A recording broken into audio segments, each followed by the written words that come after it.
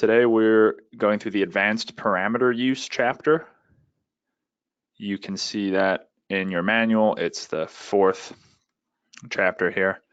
I'll go ahead and chat out a link to the page we'll be starting on. And then I'm just going to close my table of contents so we can see the pages better here. Let's get into it. Parameters are controls that define how FME and your workspace operates. So they're what you edit to control how you read data, how you write data, how you transform it. Pretty much just everything you do with FME, you can use a parameter to control. When working with parameters, it's important to consider the people who are using FME and their role. So for us, if you're taking this course, you're probably a workspace author. Workspace authors design and create workspaces, setting up the translations and using FME parameters to control how that workspace runs. On the other hand, you also have workspace users who may only use FME occasionally and might not be very familiar with it. All they know is they've been given an FMW file to open up and run, or maybe they have a FME server login and they just know they have to log in and go to this one translation and run it. So for those users, we need to give them some sort of control over how the translation is run. And you can do that using through user parameters. So you have to kind of keep that in mind, that some people are going to be creating and authoring workspaces, like probably most of us today, but some people are just only going to be users. And part of what working with parameters is all about is finding ways to expose certain parts of your workspace that you're authoring so that the user has control over how it operates. And that becomes especially important if you're trying to use FME to automate tasks that you would normally be responsible for. You know, if people are requesting data from you and you don't want to have to do it manually every time, you can set up a workspace to meet their requests, let them put in their own information about what they want, and then the workspace will do the work for you. So it's automated, and that applies especially to if you're working with FME Server, setting up efficient FME Server workspaces so users can go in, put in just what they need, and get back the data they want.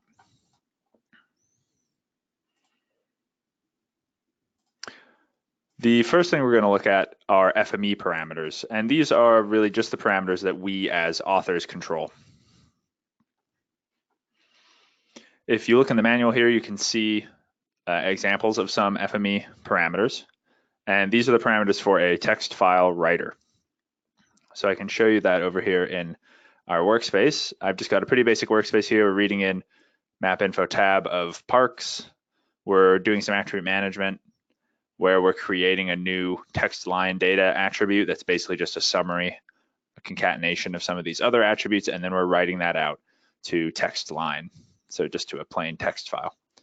And so that parks list text file is up here in my navigator, and if I expand that, I've got my list of FME parameters here that control how the data is written.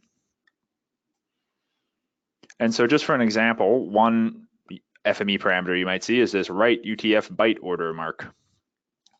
And it's not entirely important that you know what a byte order mark does, but it's basically this special character that's in the header of a text file, which denotes whether it's in Unicode encoding and what that encoding might be. And you can change that by writing or not writing that mark by editing this FME parameter. So if I double click this, it opens up all of my parameters and I can edit those as I please. So I could say, well, maybe I don't want to write that byte order mark, or maybe I want to change the character encoding. So you have control over those FME parameters in the navigator. You can find these for reading and writing.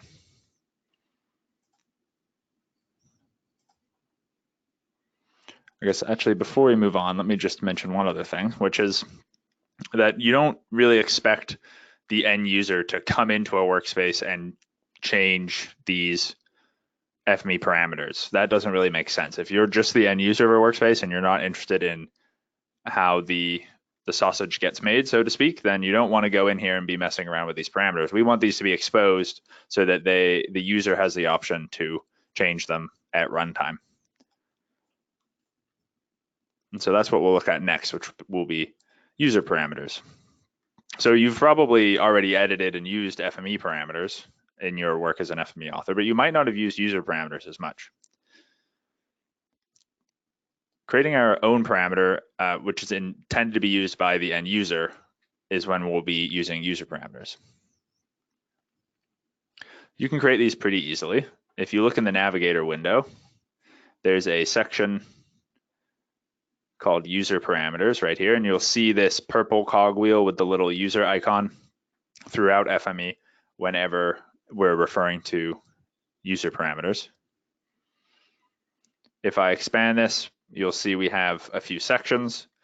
So there's published parameters. These are ones that will be shown to the user when the workspace is run. That gives them control over how the workspace operates. There's also private parameters, which we'll talk about today as well, which are parameters you can reuse throughout your workspace, but they don't get exposed to the user. So this is more like if you find yourself doing the same setting often, you can use a private parameter and just apply that throughout your workspace. And then if you need to change it, you only have to change it in one place rather than many. And there's also some special FME server parameters, which we're not really going to talk about today. That's covered more in our server training. If I expand the published parameters, you see we actually already have two in this workspace. These two are created by default with most workspaces, and they're just basically your source and destination data sets, and those will be created as published parameters from the get-go. And you can see these if you have prompt for user parameters on, which it is by default, whenever you run a workspace. So if I hit run, this is the prompt part. So anything that's under published parameters, any of these user parameters that we've said we want the user to have control over, they'll show up here and can be modified. And so you've probably seen this exact window before if you've made a translation, and by default you just had the source and destination data sets as published parameters, and these would pop up and give you control over what you wanted to read and where you wanted to write. But that's obviously not all you can do with user parameters. You can make any FME parameter into a published parameter and give the user control over it.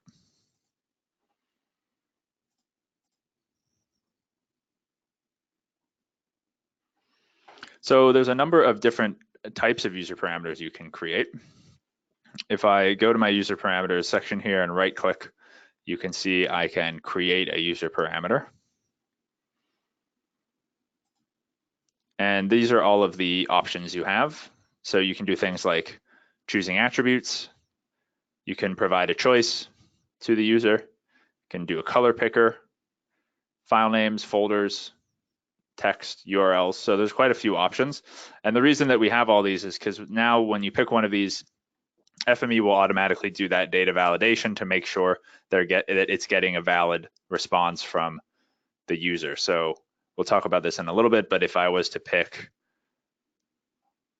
date, that would give the user the option to set a date, but it wouldn't let them put in a date in any format. It would kind of control how they're doing that.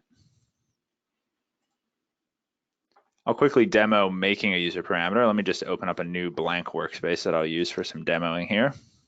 So it's just a blank workspace. What I'll do is go to create user parameter, and I'm going to make one called choice.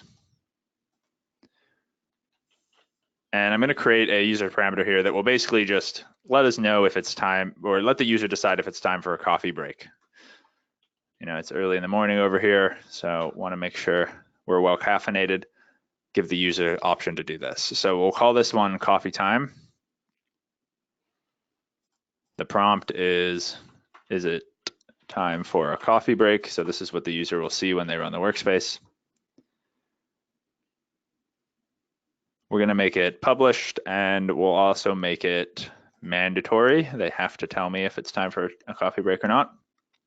And then for the configuration, for this choice type of parameter, you can just type in the choices you want to give to the user. So I'll just do a pretty basic yes and no. And the default, let's say it's no. And then I'll click OK. So now under my published parameters, I have coffee time is a time for a coffee break. I think if I just put a creator down here, that'll let me run, and you'll see we have that user parameter here. And I'll show you how we can use this to control how the workspace operates in a minute. But for now, you see this is the basics of creating a user parameter.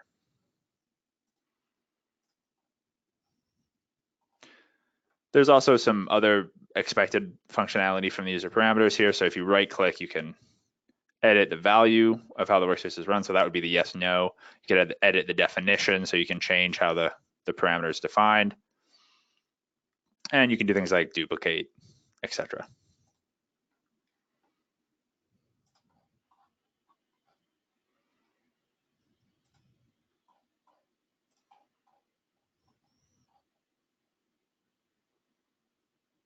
So once you've defined that user parameter, as I showed you, it'll show up when you're running the workspace if you have prompt for user parameters on.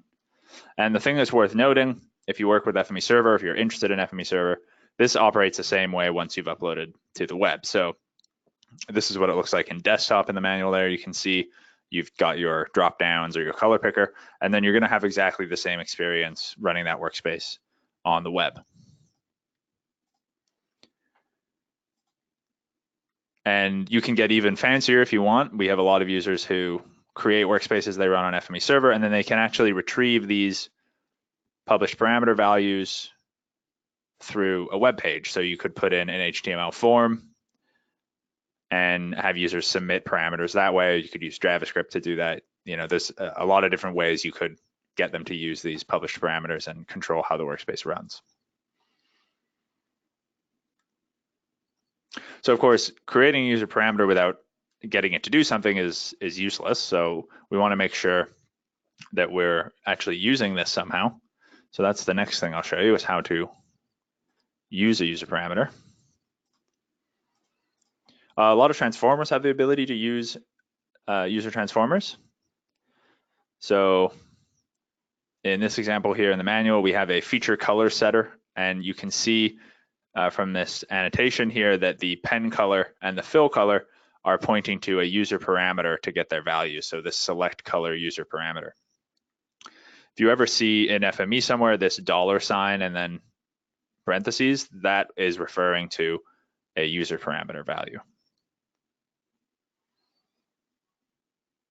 In the attribute manager, we have something similar happening where we're making a new attribute called updated by, and we're taking the attribute value there from a user parameter called username. So when this person runs the workspace, they get to decide what color do I want to make these features, and then they have to enter their name to say that they updated the data.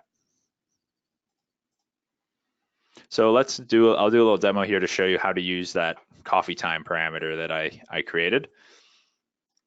So I already have a creator here. Let's also add in a tester, and we're going to test to see if the workspace should run or if we're taking a coffee break. So for the tester here, I will set up a, let's say it's maybe an attribute manager, is going to be what we'll do if we pass the test, and then if we fail it, I'm going to put in a terminator and connect that up to the failed port.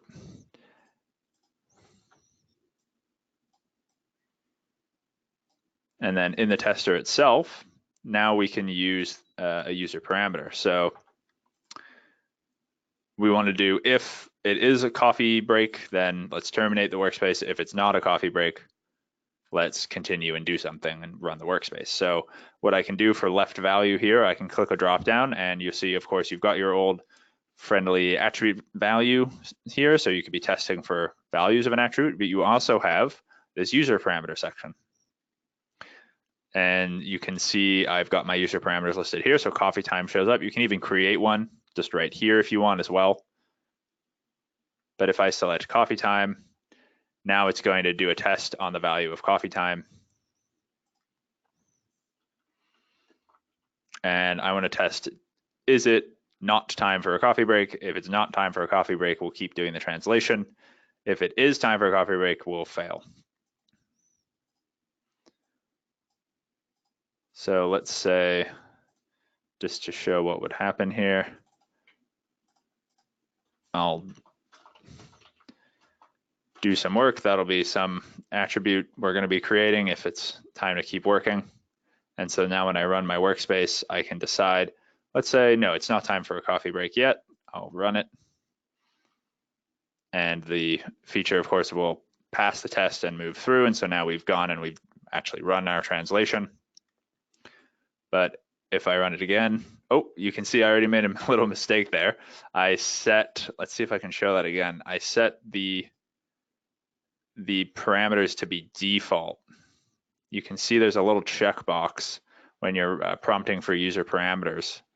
And if you leave that checked, it will just use those defaults afterwards.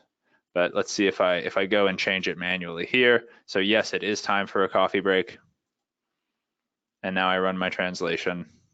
Yeah, this one, so I'll uncheck that for now. Let's say, yes, it is time for a coffee break. Then our feature goes to the terminator and our translation's terminated because we need to go drink a coffee. It's not time to run the translation yet. So that's a pretty basic example. Obviously a little silly, but you can see how you can use this, even just a basic tester. There's a lot of ways you could want to give users control over what they're doing, and you can do that with this user parameter. So the basics there would be create a parameter, do something with it, so link it somewhere in your workspace to an FME parameter, and then prompt for it when you run the translation.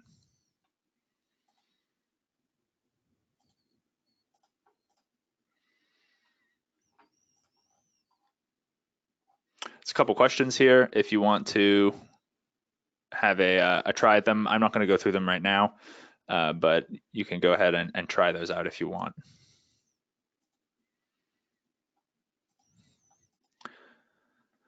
Let's go ahead and do exercise 1 here, where we're going to parameterize a metadata writer. So we're going to take a workspace and create some user parameters out of it to give the user some control over how it runs. The scenario for all the exercises in this section is that we're kind of continuing the idea of being a GIS technician at a city planning department. And in this case, we are translating some MapInfo tab parks file to Google KML, but we're also writing out an XML metadata file that has information about who translated the file and when. And so in this case, we're going to fix up the existing workflow by using some parameters. So go ahead and open up the starting workspace and workbench.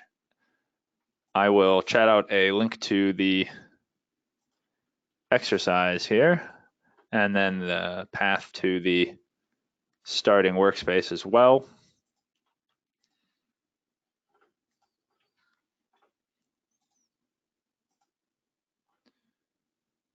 We'll go ahead and navigate to that just in case you need me to show you where that is. So that would be in this PC, C drive, FME Data 2019, Workspaces, Desktop Advanced, Parameters, Exercise 1, Begin. So that's the one we're looking for, that Start Workspace section there. Just go ahead and open that up. And we'll take a look at this workspace and figure out some ways we can improve it by using user parameters. So again, we're reading in Parks, writing out KML. The problems that people are facing with this workspace right now is that the XML output isn't very well formatted. I guess I can just show you that if we just run it like this. The XML output isn't very well formatted. There's the data attribute that the XML data has isn't being validated properly, so it looks like there's a problem with how the date is being written. And additionally, right now, all of the XML metadata fields are hard-coded in this attribute creator transformer. So if we look in here, you can see basically every time this is run, it's requiring the user to edit the workspace and go in here and change this. So I would go in and say, you know, I'm Sam Walker that's running this translation, not the lizard. But they're having to hard code that in. And that's not proper use of FME. We should be using user parameters to get them to do that. And let's take a look at that XML. I'm just going to show you as an example kind of the problem with the workspace. If I open this up, it doesn't look like it's using any indentation, which is a bit of a problem. Apart from that, it doesn't look too bad, but we can clean that up a little bit. So we've been assigned to sort of fix up this workspace a little bit and make sure that it's working properly and we'll do that using some user parameters. So what's going on in the workspace here, it should be pretty obvious. So we're just doing a basic translation up here. Down here, we're sampling using the sampler. So we're just taking the first feature and we're basically just using that as a way of generating the metadata. So we have one feature. And then in the attribute creator, we're creating 4 new attributes with the metadata values. And then we are writing that to XML. And again, remember, all of these are FME parameters right now. So these are FME parameters that we're editing in here. What we need to do is change those to user parameters. And just as a reminder, you can see these parameters as well in the navigator. And you can, if you go to the navigator and expand, for example, transformers, attribute creator, you can see we have all of those options there are user parameters, or sorry, FME parameters. And you can see that because of the green cogwheel that we have there. So the first thing we want to do is add some indentation to our XML file. We're going to do that by editing the pretty print parameter. Pretty print, you might have heard that term before. It's just basically a word of beautifying your code or pretty printing it so that you have proper indentation and spacing, things like that. And that's a parameter we have on the XML writer. So if you find your XML writer up in the navigator, Parks Metadata XML, expand that, and then expand your parameters section as well. And you'll see that there's this pretty print parameter there. So we want to set this to yes here, but we actually don't want to give the user control over this. We just always want pretty print to be on. And so in this case, we don't need a user parameter. All we have to do is, as an author, change an FME parameter. So to do that, we can double click pretty print and then find where it is in this list and just change that to yes. So go ahead and do that. We want to set pretty print to yes and click OK. And again, we're not giving the user control over that. That's something we want to be standard. And so we're just changing the setting ourselves, the parameter ourselves. Something we do want to give the user control over, however, is the objects in step 3, which would be those metadata entries that they're putting in. We do want the end user to enter that information. And so for those, we're going to use user parameters. So to do that, you can close up your XML writer in your navigator. And then you want to find the user parameters section of the navigator. We want to create a user parameter for each of the metadata attributes, so username, user company, and user email. You'll notice right now we don't have any published parameters. So let's go ahead and just create those. So you can right-click on publish parameters or user parameters, it doesn't really matter, same thing, and select create user parameter.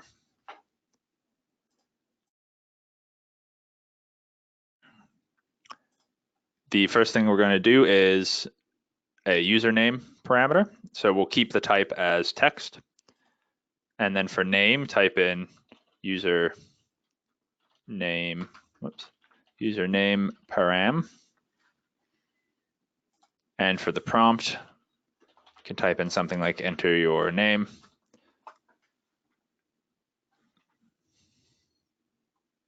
Everything else looks okay. We can keep those defaults there. And so we can just click OK. So make sure you've got text type. The name is username param, and the prompt is enter your name. So once you have that, click OK, and you'll see now in your navigator window, under published parameters, we have this new user parameter. Keep in mind, as I showed earlier with that coffee time parameter, this is a user parameter now, but it doesn't actually control anything. We've created the user parameter, but it's not linked to anything in our workspace yet, so it doesn't actually control anything. Before we link up our parameters to the FME parameters in the workspace, let's just create the rest of those user parameters that we wanted for the metadata.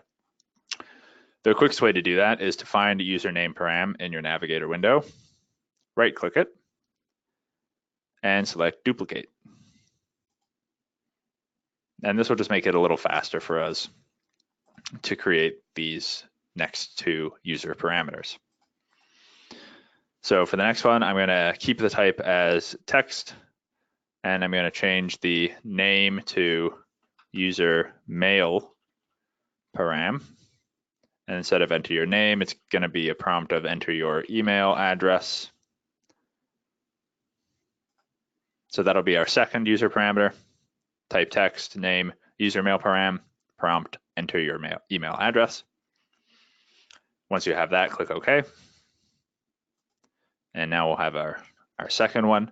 And then you can right click one of those again, doesn't really matter which one, and select duplicate. And we're going to do the same thing, but for the company. And so we're going to have a new user parameter called user company param. And for the prompt, it'll be enter your company name. So that'll be our third one, type text, name, user company param, prompt, enter your company name. So once you have that, click OK. And you should see now you've got all three of those user parameters under published parameters.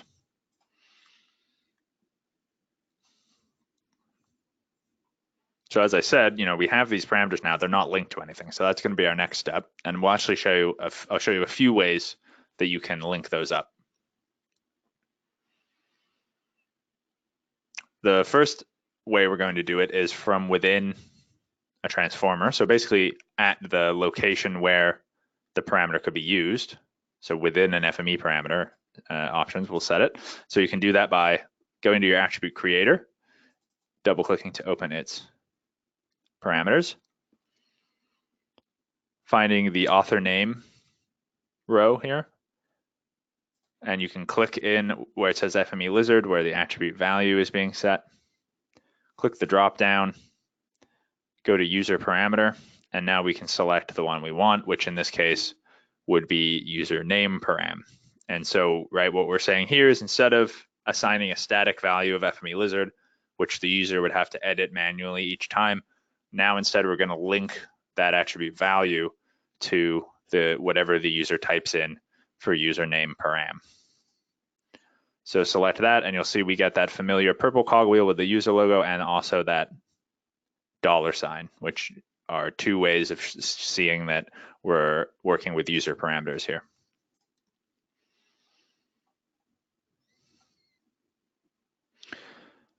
You see we were setting author email and author company here. We could do the same thing, but just for demonstration purposes, I'm going to show you some different ways to set or to link user parameters to FME parameters. So in this case, actually, you can control click to select both of these, and let's actually delete them here. So you can go down and find the remove row button and remove those. We're not going to set those in this transformer anymore. So as I mentioned at the beginning, the update date parameter here isn't being validated properly. It says the XML validator we're using says that this isn't a proper date string. And so we want to change that to make sure that it is a proper date that matches ISO standard. And one of the ways we can do that is by clicking where it says 18 April 2019, clicking the drop down and going to open text editor.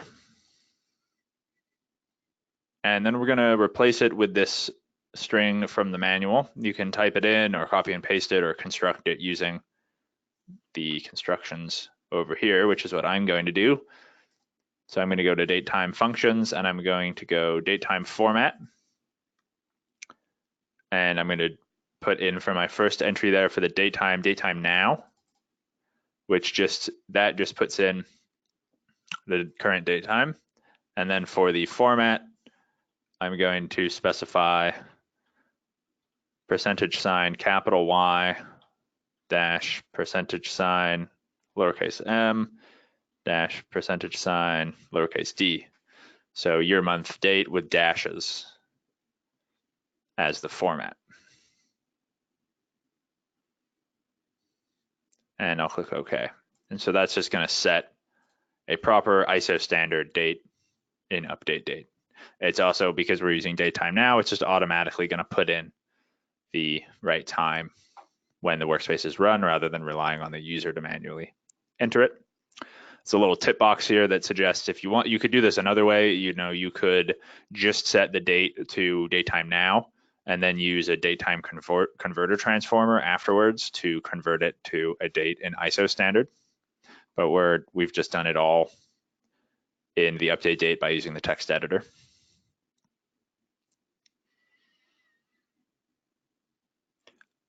Next, what I'll do is show you a second way to extract the value from a user parameter. So click OK on your attribute creator. That's good for now. What we're going to use now instead is a parameter fetcher transformer. So we're going to add that after the attribute creator. So I'm going to click and drag my parks metadata, and I'll just drag my parks writer over as well, my writer feature types, just to make some room. And then click the connection line between attribute creator and parks metadata. And I'm going to put in a parameter fetcher transformer. So type in parameter fetcher and add one of those using quick add. And then you can double click that to open up its parameters. And you can see what this transformer does is it lets you fetch the value from a parameter and set a target attribute with it. And so here what I'll do is with a drop down, I will select user mail param.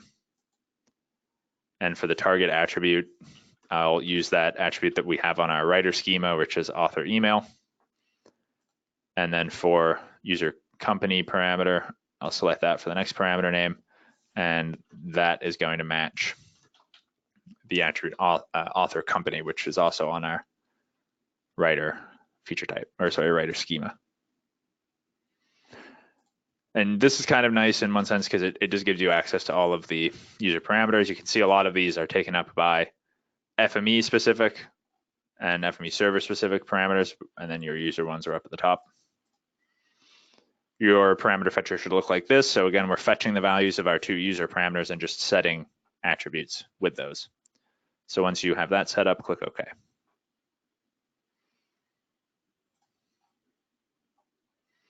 So as I mentioned and should have showed you there, that list of parameters had a lot of FME related system parameters. And those can be useful, of course, when you're working with FME Server, because you can do things like put the server job name into the output, or send an email that has a summary of the job, something like that. So that's useful. But you can also use FME specific system parameters as well, and these can be useful in things like writing metadata. And so I'll show you an example of how to do that. Find your parks metadata writer feature type and expand it by clicking the rightward pointing arrow. You'll see that we already put on the schema for you a attribute called build number, which currently doesn't have a value. Let's give it one. You can right click it directly on the feature type and click edit value. This is kind of an interesting little workaround. I don't think, as far as I know, people don't use this a ton. They'd usually rather do it in a transformer, but you can actually just set values for parameters or attributes directly on the writer feature type. So that's something we'll do here. We'll right click build number and edit the value. And then for the value, hit the drop down arrow and go to user parameter. And you'll see that this menu is divided. We have our user parameters here, and then we also have FME and FME server parameters. So let's go to the FME parameters section, and you'll see these are basically all just system information, basically based on where FME is running. So you can get things like the OS or the home path. But in this case, we want FME build number, which will put in the FME build number as an attribute and write that out for us so we know what build we were working with. This could be helpful for regression. If you have a bunch of workspaces you're running regularly and then you update FME and something goes wrong, you could look back in your logs or your metadata and find out, when was the last build that this was working properly.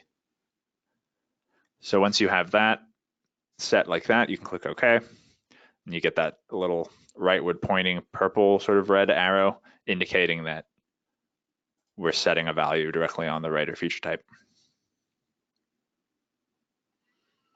So let's save this workspace. I'm going to go and I'll actually do a save as just because I don't want to overwrite the existing one.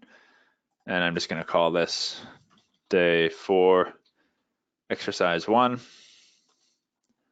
And I'll save that. I'm just going to save it in my workspaces root folder here. You can save it wherever you like. It doesn't really matter. And then let's run it. Make sure you have your prompt for user parameters option on. It might have been turned off earlier this week, so make sure that that's turned on. So we would like to be prompted. And then hit run. And you'll see we get those 3 user parameters that we've set up. I'm also going to remember, maybe not mandatory, but I'm going to uncheck this as well. I don't really want to save those as defaults. Another thing to notice is that the build number parameter we created isn't here, and that's because we're using a private parameter, an FME specific parameter that doesn't need to change, and so we didn't want to expose that. We didn't want to publish it, and so we are only getting the published parameters here. You can see we got 3 published parameters in our navigator window, and those 3 show up here. So now you can go ahead and enter in your information to verify that this is working. I'll use FME Lizard as an example.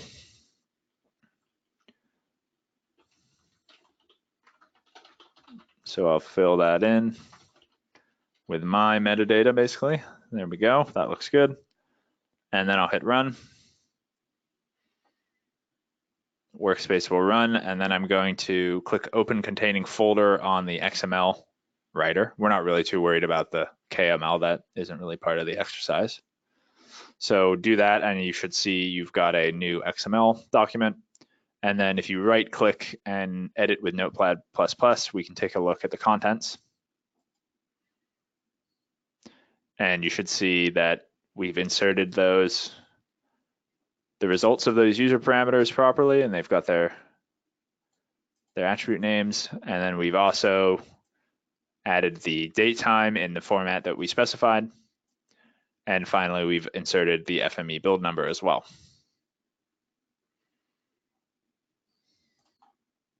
So that's just an example of how you can use user parameters. In this case, we were taking some things that were hard-coded into a workspace, which is never really good if you're trying to get users to provide input to a workspace. Then you should really create parameters out of that. And so that's what we did. And we also looked at the fact that sometimes you want to publish parameters so that your users can edit them, and sometimes you don't need to do that.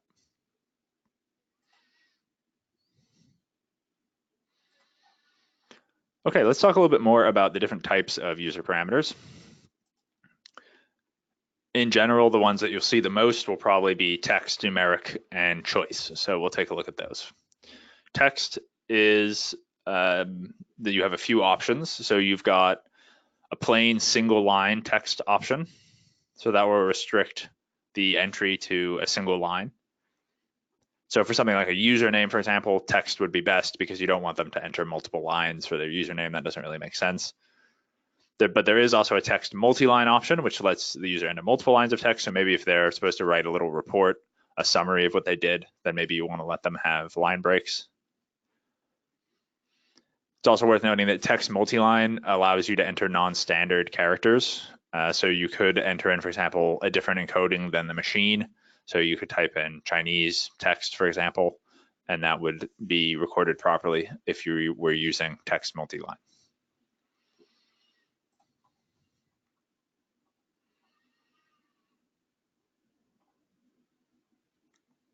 One thing to note, and this is where you do have to be a little careful, is that not every transformer and format in FME can handle encoded text. So if you're unsure, and you should just use the text parameter, text multi-line can create some problems if you're using it with particular transformers or formats.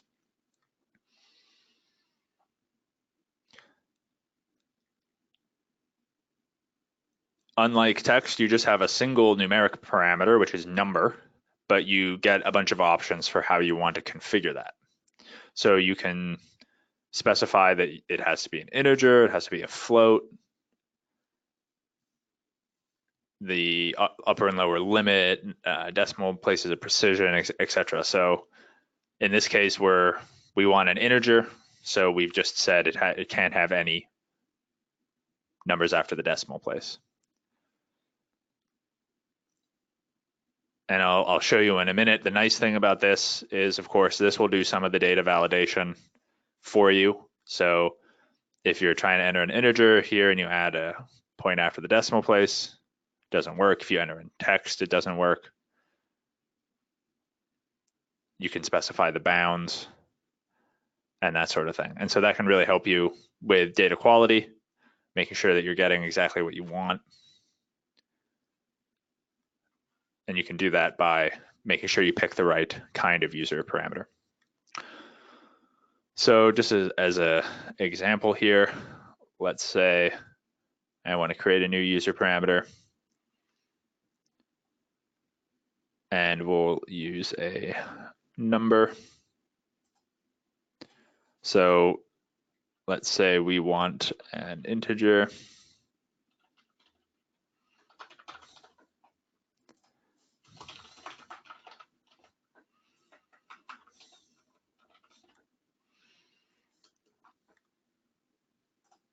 So if I hit this configuration button, I've got lower limits, upper limits, decimal places. So just for an integer, I would do something like that. No limits on the range, but I want 0 precision. Maybe I want to restrict it into a positive integer, so then I could say the value has to be greater than 0. And so if I do something like that, and then I run, if I try to enter text, it's not going to work. If I try to enter in negative number, it's not going to work. But if I enter in a positive, it will. So that is a really good idea. If you're gathering data from your users, try to be specific with your user parameters in order to make sure you're getting the right kind of data, the right kind of input. Another option you can use, which is a similar idea, trying to restrict the choices available to the user to make sure you're getting the right options, the right answers, is using choice parameters. And so these let you force the user to pick from a list. Choice would be the most basic one, so I can show you an example of that. So that's the one we just used, would be something like coffee time. Right, and then for these, you can just manually enter in options, yes, no, maybe you have a third option, you can that's pretty free. You can enter those however you like. And then if you're using this anywhere in the workspace, these are going to be the actual values of that parameter once it's set by a user. But you can also do choice with alias. And this is a slightly different way of setting it up. So if I look at the configuration here, now you can change what's displayed to the user and the value that the parameter actually gets. So there I could do something like, so yes, it certainly is, but then the value I want to give, so that this will be what the user sees. Yet they can pick, yes, it certainly is, but the value that the parameter gets would just be a Y. Maybe for this one, it's no, it is not time for coffee, and the value would be N. And then maybe this would be like, I guess you could keep maybe, but then the value would be something like NA. And so if I do that,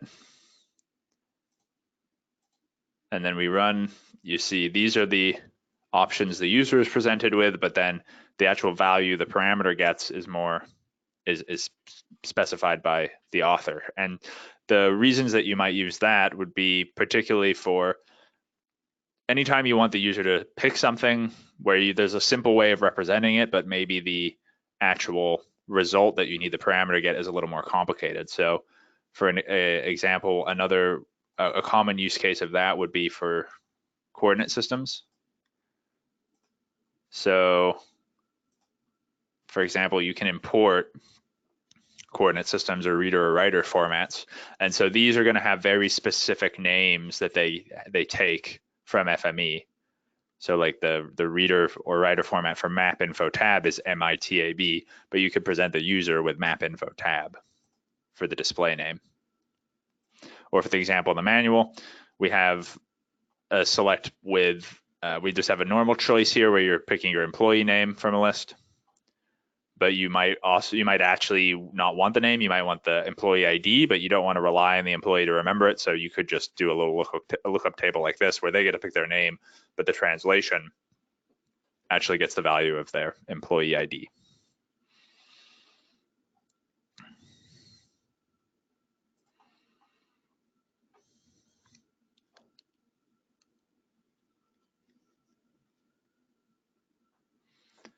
I have a question there. If it's possible to dynamically set a user parameter value?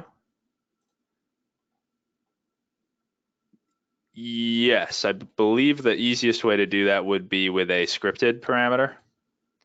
And so this lets you actually set a script to determine the value of a parameter. And so that would let you do some sort of Python call before the workspace is run to dynamically give a value to a parameter. That would definitely be one way you could do it. In terms of bringing back a choice list for the user, trying to think if that would be possible.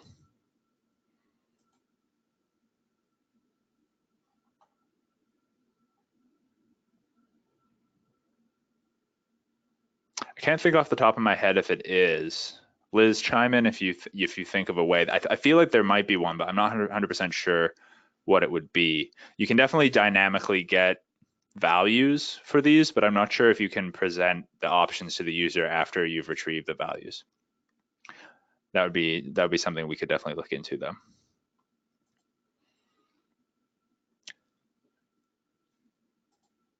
In terms of another thing you can do with parameters is linking them. So we've looked at creating a user parameter, pulling information into a workspace.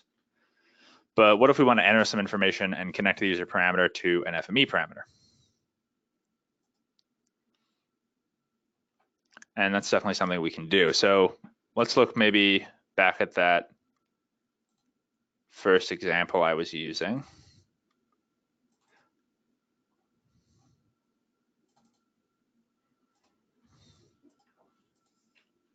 So we've got that pretty print option on the XML. Oh, whoops, this is not the correct one, sorry.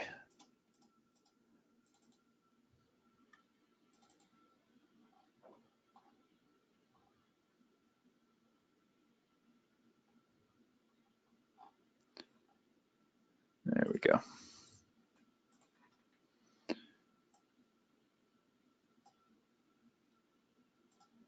So we've got this pretty print option, and maybe we want to let the user control that. So what we'll look at in this next section is some of the ways you can link these FME parameters to user parameters.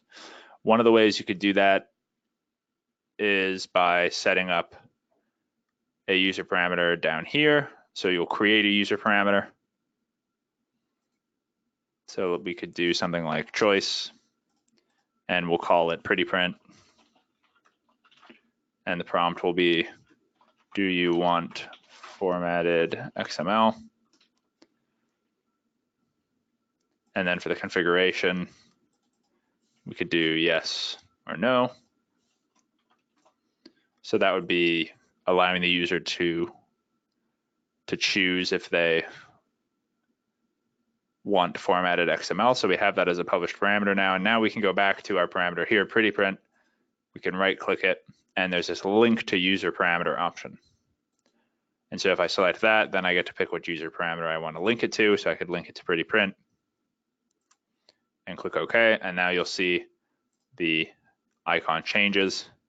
In this case, it's red because it hasn't actually been set yet because we haven't run the workspace.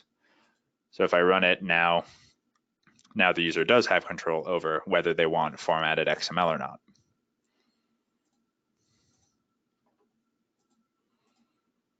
And so that's one of the ways you can link parameters is basically you create the user parameter first, and then you find the FME parameter you want to link it to and choose link to user parameter. Alternatively, let's say if I just undo that linking and I'll delete this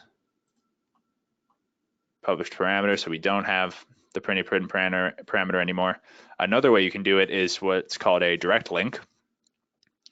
And this is where you can find the FME parameter you want to parameterize and do it directly there. So I could find pretty print and I could right click it and I could say create user parameter. And when I do this, it will automatically fill in the values to match the options for that parameter. So this is the name of that parameter, and then it will give you a prompt and it will automatically configure it to be values that would match. So in this case, just yes or no. And then if I click OK, now we already have this set up. And so it will basically function the same way as it did earlier. It's just it was directly linked right there. And you can do something similar inside a transformer dialog. So maybe let's see if there's an example I can find in here. So maybe for sampler, if I wanted, this doesn't make any sense in this workspace, but if I wanted to give the user control over the sampling rate, you can just create a user parameter directly at the location that you want to use it, like that. Now, there are some advantages and disadvantages of direct links. You're probably wondering, if you can just create it exactly where you want to use it, why would you create it separately and then link it? And there are some reasons. So the obvious advantage of using a direct link is that you automatically get the user parameter set up. It's usually pretty fast, and it's more of a single step process. It'll automatically get the data type right. So in the case of pretty print, it automatically knew it had to be a choice and the only options were yes or no. That is nice. If I created it manually, maybe I put Y and N, and then it actually wouldn't work because it doesn't match the desired values. Or in the example in the manual, for a 3D forcer, the elevation value requires a floating point, and so FME would know that and would automatically create the right type. But creating parameters like that does have some limitations. The main reason someone would want to use user parameter is that there's more control over limiting user input. So for example, let's see, so here we have a target namespace prefix. Maybe I don't want, if I created this automatically, it would create a type text. And so someone could enter in whatever text they wanted to be the namespace prefix. But maybe you don't want the user to have that much control. Maybe instead of giving them the option to type in anything they wanted, you would rather do a type of choice where they get to pick from a few options. And if you set it up as a user parameter first, you'd have more control over that. Another reason you might want to create a user parameter and then link it is persistence. So if you create a user parameter like this where we directly linked it, if I delete this writer, that pretty print XML user parameter will also be deleted. So it is kind of inherently linked to where it's created in that case. Whereas if you create it separately and then link it, you don't need to worry about that. And you can read more. There's some more sort of nitpicky reasons for and against that direct linking method. My general take on it is if the parameter you're creating is extremely specific to this FME parameter, this is the only place you want to use it, and you definitely want to make sure that it matches exactly all of the options for that parameter, then go ahead and just create it directly at the source. If you want to use it in multiple places, or if you want to have a bit more control than the default over what options a user has, then I would create a user parameter first and then link it.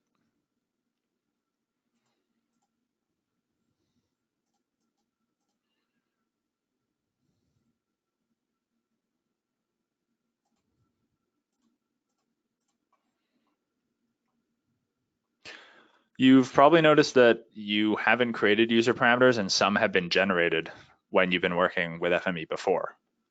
I pointed this out earlier, that source destination, or sorry, the source dataset and the destination dataset user parameters are automatically created when you generate a workspace.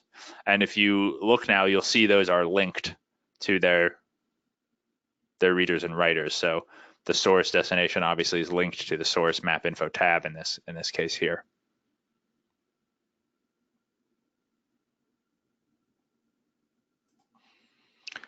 Those aren't really too bothersome. You know, you can keep them if they fulfill your purposes. If you want to give the user control over those, by default, they're always going to be there if you generate the workspace. But sometimes you might want to remove them because maybe that's only the MapInfo tab file is always going to be its location. You're never going to change it, so you don't need to prompt the user for it. You could just remove that user attribute. The idea behind exercise 2 is that we've been given a workspace from the public safety department at a municipality, and you've inherited an older workspace that you have to code review. So you have to kind of inspect, see if it's up to snuff, make any changes that seem necessary.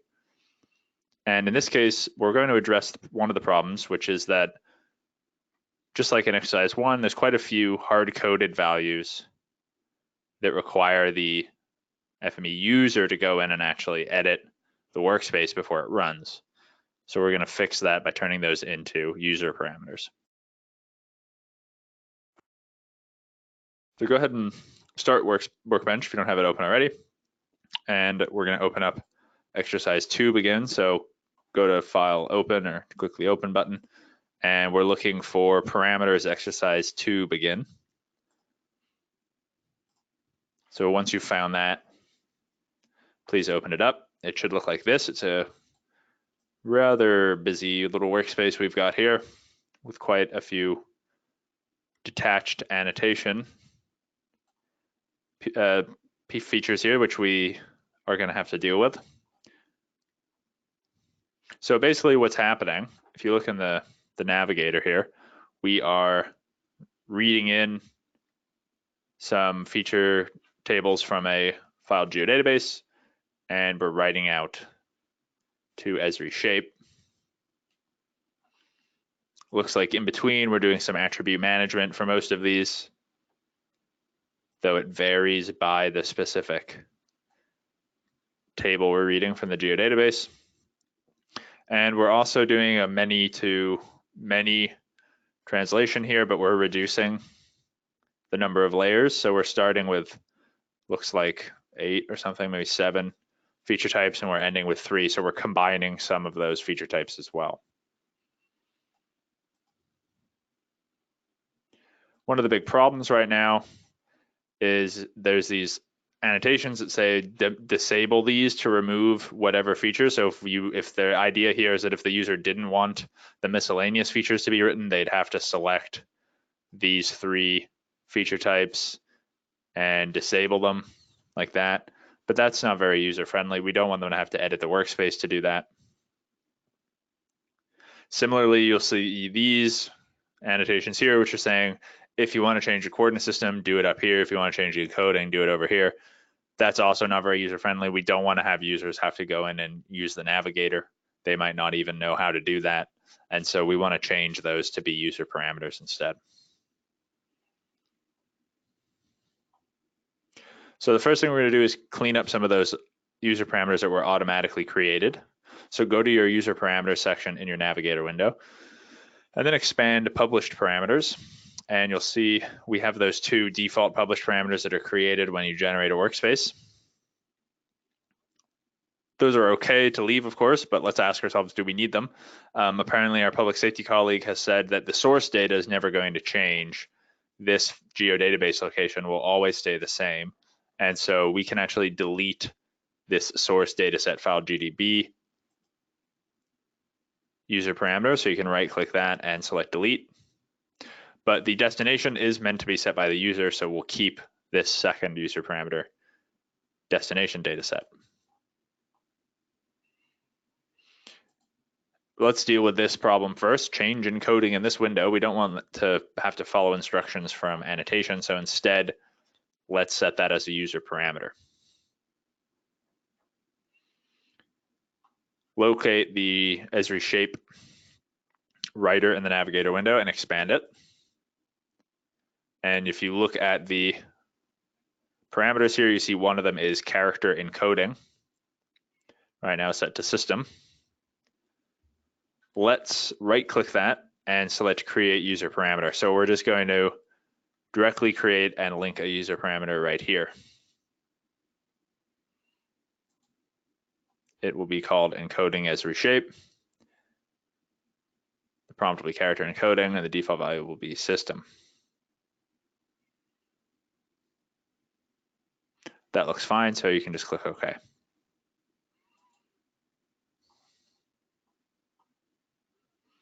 Another requirement, and I guess as we do that, let's go ahead and delete this piece of annotation. Now encoding we can do via user parameter. Another problem is the coordinate system. The idea is that the user has to go in here in the navigator and set it. Let's change that to a user parameter as well. We can try that out by going to the writer again. So we're still in the Esri shape section here, and you'll see there's the coordinate system parameter. Now, what we could do is we could just right click and create user parameter there like we just did for encoding. And that's okay. The problem is that that will allow the user to select any coordinate system supported by FME. So that is not necessarily a great solution. You know, they might accidentally, or they might not know what they're doing. They might select NZMG, which is a New Zealand coordinate system, even if we're working with data in Vancouver, BC. That doesn't really make sense. It's also a little overwhelming potentially. So it would be better if we restricted the options available to the user and have them pick from a set of coordinate systems. So instead of directly linking a user parameter there, let's go to our user parameters section in the navigator window, right click and choose create user parameter. And we'll set the type to choice with alias. So this is just going to let the user pick from a list here. The name, we're going to choose coord sys param. For the prompt, you could do something like select output to coordinate system.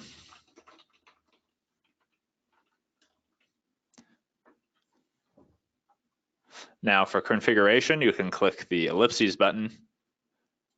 And this is where it would be a little annoying to type these things in. We might not know the actual specific name of the coordinate system that FME uses. And so what we can do instead is find this import button in the bottom right, click that drop down. And this is what I showed earlier. You can import a list of selected values from a data set, coordinate system, reader, or writer format. And to the question that happened earlier about if it's possible to dynamically set a user parameter value, this is kind of a way to do it. It's not dynamic though, but you can, for example, if the problem was I want to know the list of all the users who could potentially use this for a username parameter, you could import attribute values from a data set. So you could read a database of users and grab those as the possible values, but they are still in a way sort of hard coded into the parameter. So there you might have to look at scripted parameters to do that more dynamically. But anyway, we're not doing that right now. We're interested in coordinate systems. So click import coordinate systems. And here we have the full list. And let's just use this search bar down to the bottom to find some that would make sense. So these will be ones that would make sense for this translation, which is happening in Vancouver, BC. Let's type in UTM 83-10 and select that. That'll be our UTM zone. Then you can type in BC Albers, and we'll do BC Albers 1983. That's Albers equal area projection. We also want to support just Latin long, so LL83. These are in the manual if you're following along. And then you can also do CAN BC, which is the Lambert conic projection. And so you can select that one. That's CAN BC-LCC. So now we have 4 possibilities selected. Click OK. and those get added to our lookup table here. And so you can see this will give a nice long description of the coordinate system, and then it will actually set the parameter value to be the one that FME needs, which is the name of the coordinate system for FME. And if you wanted to, you could even, you could simplify these a bit further.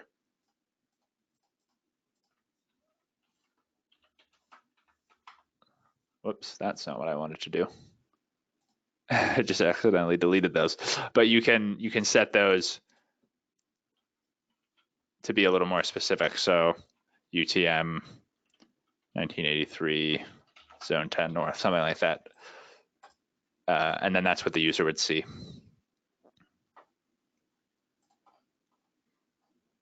So once you've had that entered in, you can click OK, and everything else looks okay, so we can click that again. And now again, remember we've created a user parameter here, but we haven't actually linked it to anything. So that'll be the next section here, step 5, is to link our new user parameter to the actual coordinate system parameter. So find your Esri shape writer in your navigator again, find its coordinate system parameter, right click that, and select link to user parameter.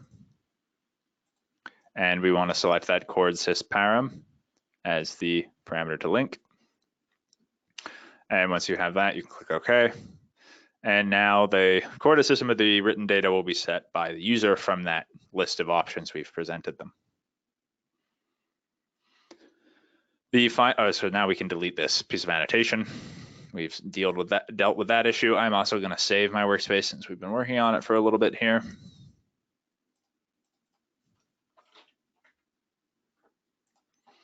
Now let's create a way to deal with this disable these to remove X features issue. We don't want to have to be manually disabling feature types. Instead, we'd like the user to be able to just choose which feature types they want to read.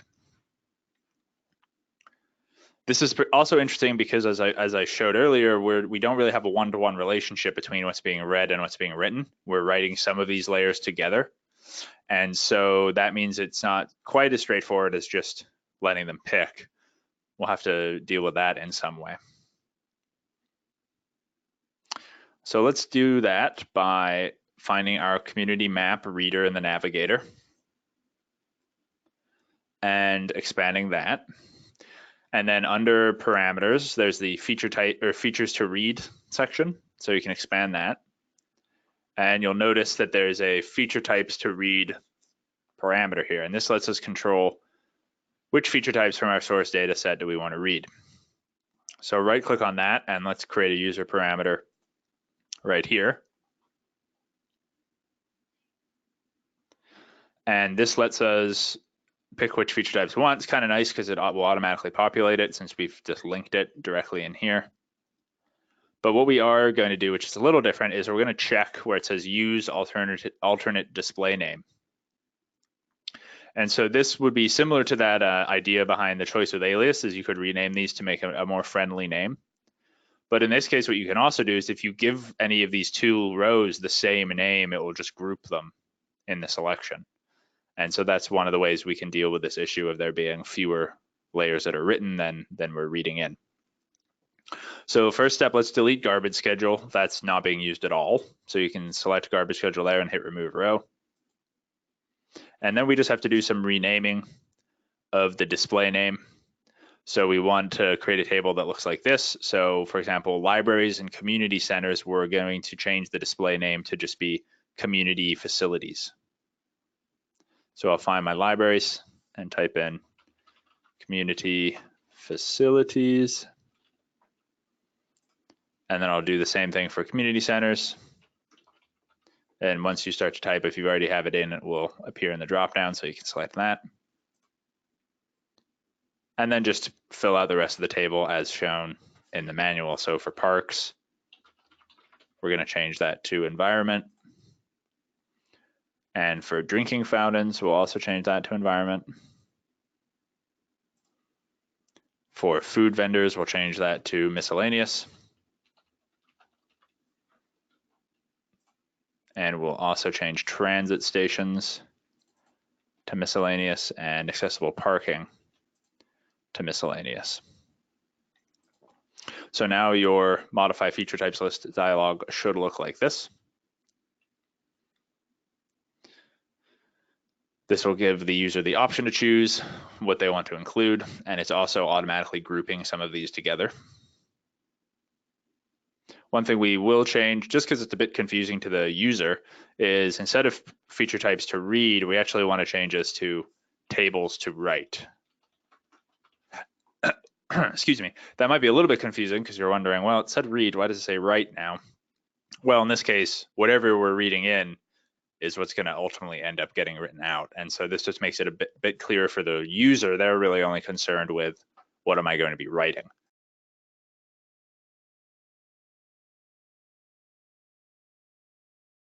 So once your dialog looks like that, go ahead and click OK. Save your workspace. And then we're going to run it, but we're actually going to run it using the FME Quick Translator application, which you might not use very much, but it's worth taking a quick look at. And this will just show that these user parameters work in other applications. So the user parameters will work in the FME Quick Translator. They'll also work with FME Server, but we're not going to show the server side. We'll just show Quick Translator instead. So to do that, click in your Start menu and find FME Desktop, and then find FME Quick Translator 2019.0 and click that to run it. And for those of you who aren't familiar, the FME Quick Translator is basically a simplified version of FME Desktop. It lets you create one-to-one translations, so basically just the result of generate workspace, and it allows you to run workspaces. And so one reason we'll show this is because some users, some FME users only ever use this. They don't actually author workspaces. They just run workspaces other people have created that help them with their day-to-day tasks. And so this will show you like what this would look like if you were an FME user. So go ahead and click the run button. We're just going to pick a workspace to run. And then find the one that we just created. For me, that's day 4, exercise 2. For you, it's going to be whatever you named it. So select that, and then you'll see the user parameters. So we get the options, where do we want to write it out? I'm going to keep the output training folder. We get the option for character encoding. And so if you drop that down, you'll see you get to choose. In this case, we did say that the user can choose whichever encoding they want. I'm just going to leave it at system. For output, I'm going to choose, or output coordinate system, I'm going to choose Albert's equal area. Mine only has 2 because I accidentally deleted 2 of them. Yours will probably have 4 unless you did the same thing I did. And then for tables to write, you can click the ellipses button and you'll see we just get those 3 options. And these are going to include multiple tables from the red, or it's going to include reading multiple tables for each. So in this case, I'm just going to pick environment and click OK. And then I'll click OK to run it. And so here in Quick Translator, again, we don't see a canvas, we just get to see the log. Looks like it was successful. Let's go to that output location. And you can see now we've got the environment file. And I'm just going to inspect that with Data Inspector. And it should contain both of those data sets. So we've got drinking fountains. And if I keep scrolling down, we also have parks. Now, in this case, it's a shapefile, so everything's just been converted to points. We'd lost the polygons, but you get the idea.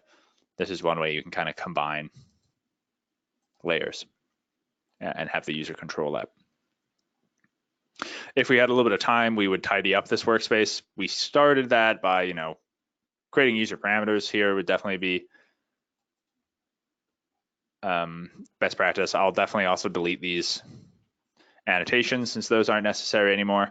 If we had time, I would probably organize this, move the readers and writer feature types to the right spot and line everything up. But I think just for the sake of time, we'll keep it moving here. So the point of that exercise was just to show you some more ways to clean up a workflow by publishing parameters so that the user of a workspace can have some control over how it runs. And hopefully that also illustrated the pros and cons of directly linking a user parameter instead of creating one and then linking it. So we did both in that case. Just it depends what you want. If you need to have a lot of control over the user parameter, and particularly if you're interested in limiting the number of choices available to the user, then you normally would want to create a user parameter and then link it.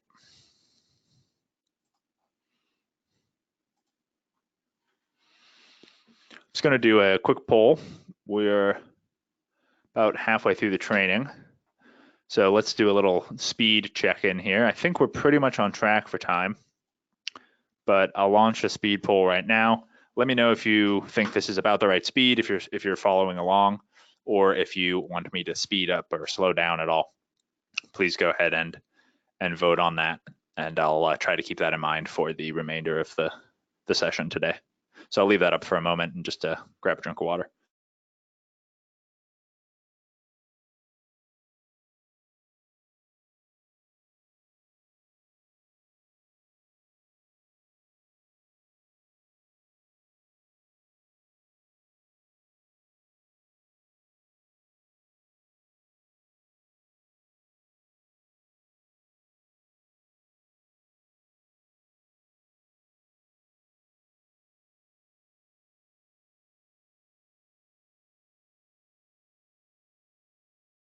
Okay, thank you to those of you who voted. Seems like we're pretty much on track. Some people thought that was a little fast, but for the most part, it seems to be okay. So I'll keep this speed a little bit. In terms of those people who are having trouble keeping up, please feel free in the questions panel. Just let me know if you missed a step, or if there's a particular thing you'd like me to show again, and I can try to do that for you. Next up, let's talk about shared, embedded, and scripted parameters. So these are slightly more, I guess, edge case uses for parameters, but they're definitely still worth knowing about. So we'll take a look at these, and let's look at sharing parameters first. So one of the nice things about a user parameter is that there's no limit on how many times or where you can use a user parameter. And this is where it can be useful, especially if you're working with large workspaces that you'd like to standardize in some way. User parameters parameters can be really useful for that. You can create a parameter, for example, in the manual here, you could create a parameter called tolerance, and then you could link that to every FME parameter in your workspace that requires a tolerance value. So if you had any generalizers or clippers, you could link that parameter to all of those tolerance values. And now if you needed to change that for any reason, you could change it just in one place in your navigator window, and it would update everywhere in your workspace. You could do the same thing with some of the parameters we've already been working with. So for example, using that author name or the username parameter, maybe if you were writing out metadata in a couple different areas, like maybe a separate metadata file and also embedding some metadata in the file you're writing, you could just use that user parameter in both places.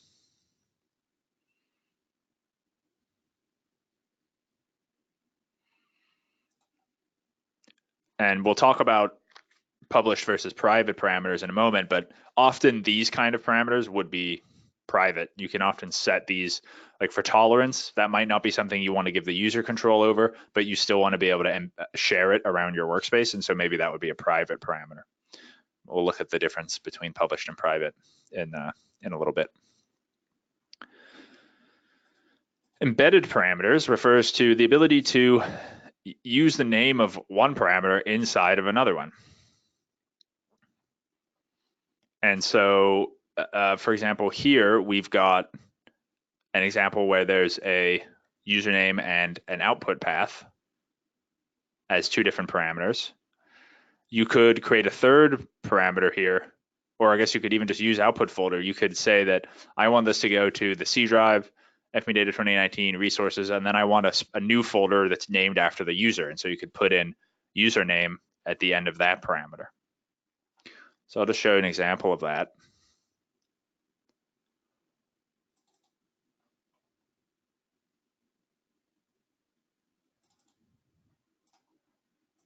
So remember this workspace we were working with earlier with the parks metadata. Maybe I want, instead of having three separate outputs here. Maybe we actually want a single attribute written in the destination data that contains all of that information. So we could do that by, for example, I could edit this parameter. Maybe instead of calling it, or this attribute, instead of calling it author name, I want to call it author details. And then I want to remove email and company. I'm going to create a fourth user parameter here of type text called author details.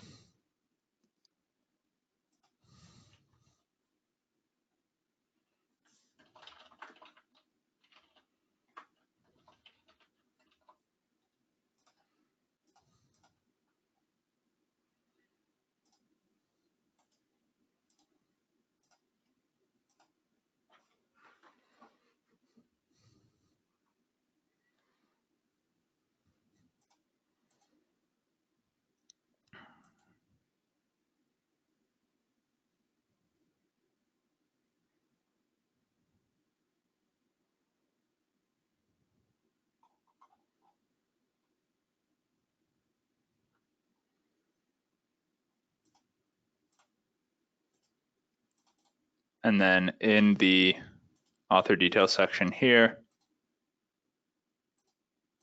I could put in the other parameters that we're using. So I could do something like username, user mail, user company, something like that.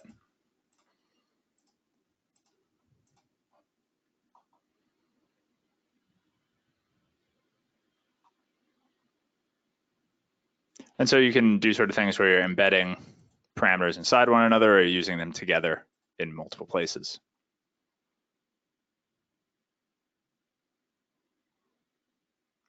A more specialized version of parameters would be scripted parameters.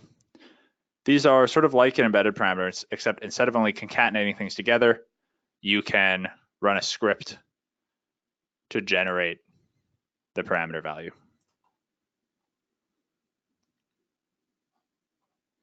And so this, definitely requires a little bit more advanced use from you, but it can allow you to create some pretty dynamic workspaces.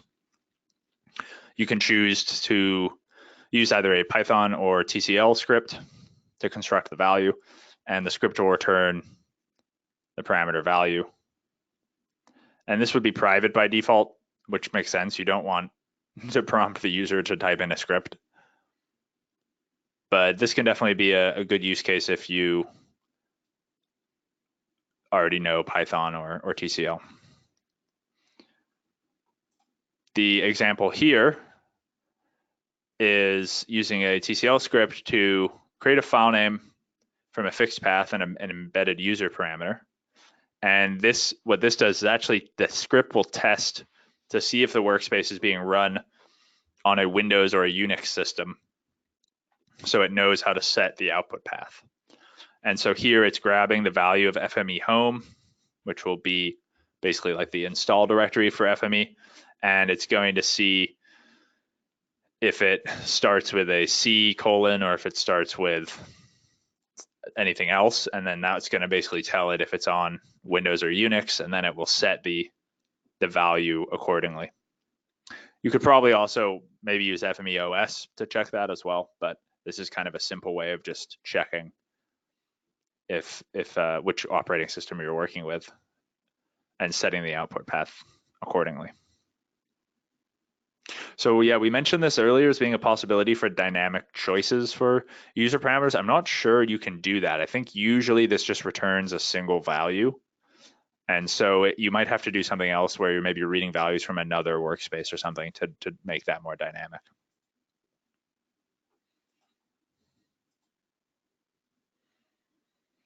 Let's talk about some parameter settings. So there's a number of parameter settings that you can use. We've started to look at some of these, but we'll look at them in a little more detail. So the one we've already talked about a little bit is this published checkbox. If you turn off published, so published is not checked, then the parameter is a private parameter. And so that will, you see you have those two sections in your navigator window. You've got published and private. One reason to use a private parameter would be the example we looked at previously, where we don't want the user to enter values, but it was concatenating other parameters together. Or another example would be if the workspace author wants to specify it without prompting the end user for it. So it's sort of a way for the author to share the value between lots and lots of transformers.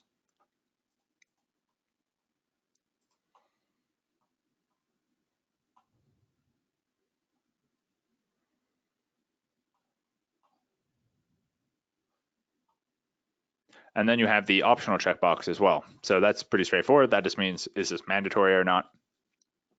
If optional is checked, then it'll show up and prompt the user for it, but they don't have to select a value. Whereas if optional is unchecked, then the translation will not run until the user selects a value.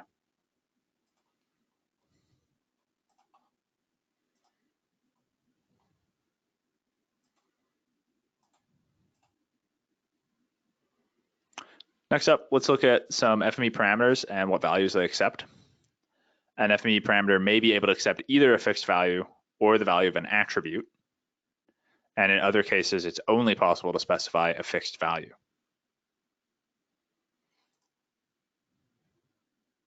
So those are kind of the possibilities there. And you can control these with this setting in a user parameter called attribute assignment. So let's look a little bit about this in context. So when would a FME parameter accept or not accept an attribute? So an example here in the manual, we are using a 3D forcer. And one of the parameters is elevation. And so that one, you can select an attribute value to assign to it. And so if I created a user parameter for this elevation FME parameter, that would automatically pick up that capacity so that you could assign elevation to the use as the value for the user parameter. And so what the user is doing there, of course, is instead of manually typing in a number for elevation, they can choose one of the attributes they have access to when the data is read and use that instead.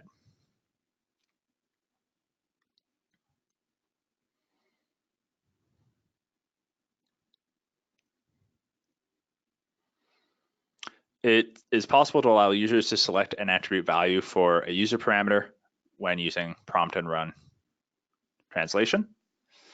When creating a user parameter, the author can decide whether or not it makes sense to allow the end user to select an attribute or not. And that's done through the attribute assignment option. So if I look at one of these here and edit it, you have this attribute assignment, and the options are default or off. So default, that's going to rely on where that attribute is being used. So like I mentioned earlier, some FME parameters will allow you to use an attribute and some will not. But if it's off, then that means the user has to enter a fixed value. They can't select an attribute.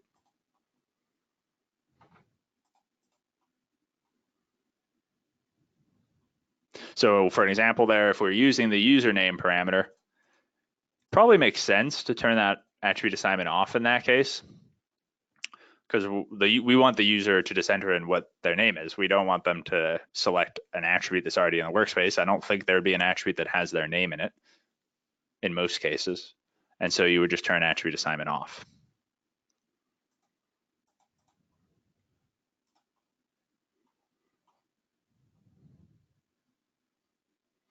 You might be wondering why we have default and off instead of on and off, or yes or no. Well, that again has to do with the FME parameter. So some of the FME parameters will never allow attribute assignment. So for example, snapper tolerance, you can't set that with an attribute assignment. And that's why we use default. So it'll just it would depend on where that user parameter is used. And the user parameter is quote unquote smart. So if you share it and link it in several different places, FME will take the safe option. And if any of those FME parameters don't allow attribute assignment, then it will not allow attribute selection for that user parameter.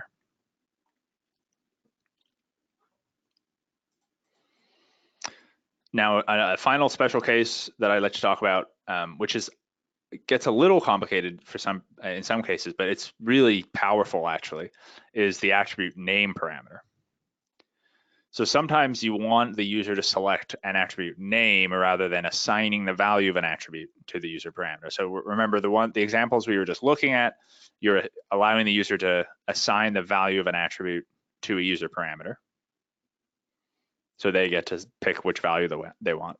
But sometimes you don't want them to actually be picking an attribute in order to get the value. You want them to pick an attribute in order to influence how the workspace runs. And so that's where you would use attribute name. And you can just see that as if I create a user parameter, this is a type of user parameter here. And this type will just limit whatever the user is able to select to an attribute name. So if I did, so I could do attribute name, select an attribute, and then if I run this, oh right, yeah, I'm using a creator, so we don't have any attributes available, but normally this would give you a little drop-down list of all the attributes to pick from.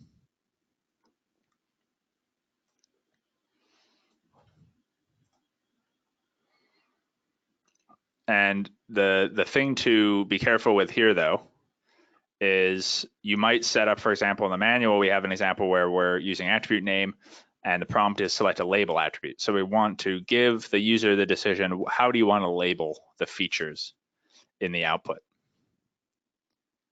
And so then they would, when they are running the translation, they'd see select a label attribute, and they could pick. Why don't I just show you? I guess I can do that here. Whoops.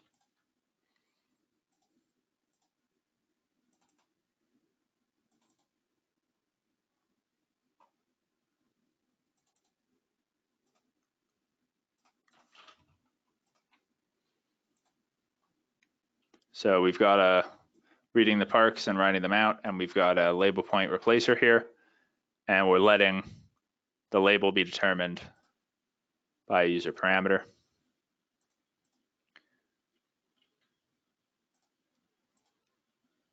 And so here they could select a label attribute and put it in. But the catch here is that an attribute name parameter just returns the attribute name. It doesn't return the value. So you could say select a label attribute, they could click park name, but then it would just write the value of park name for the label. And so all the labels would just be park name, which is not what we want. So what you'd have to do is go to where the user attribute is actually used. So something like in here, and then you'll just have to change that. So it would be at value of that attribute. And so that will then return the value of the attribute selected by the user. And so then when the workspace is run, it'll get the actual correct output. So that might be a little confusing, so I'll just go over that one more time. So remember, so attribute name parameter can be really useful because this lets the user choose what attribute they want to use. But it just returns the name of the attribute.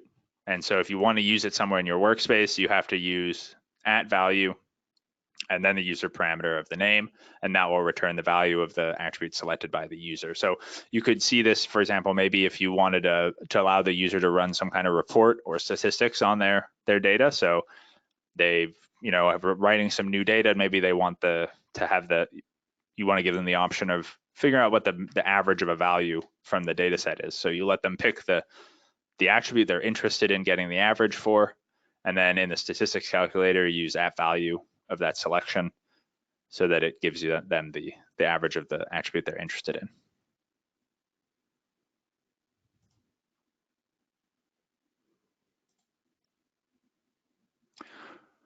Got a question of if it's possible to use user parameters to make parts of transformers enable or disable. So not directly. You can't, for example, control this disable feature here with user parameters, but you can definitely set up a workspace to do something similar. So Liz pointed out in her answer here that you can use a tester to do something like that, and that would just be a way of doing some logical branching. So maybe you have a workspace set up that could do one of two things and you want the user to pick. So you just ask them, do you want to do thing one or thing two? Test that right away and then have two different branches of the workspace. Or maybe if you're talking about parts of a transformer, let's say you're using a point on area overlayer. This is a part of this transformer, so attribute accumulation, generating a list. So if you're overlaying some points on an area and you want to return maybe the names of all the points that are on that area, you might want to use a list. And so you could set these up as user parameters here and make them optional. And so if they weren't filled in, then these lists wouldn't be generated. So you could do something like that, where you're just controlling everything by optional published parameters, and that will control whether or not that part of the transformer is used. So hopefully that helps answer that question. Feel free to follow up in the questions panel if you have any more questions about that. Welcome back. Let's do exercise 3 here and wrap up the parameters section today. In this exercise, we're going to take a workspace that we used in FME Desktop Basic, which transforms park data by calculating the size and average size of the parks in the city of Vancouver.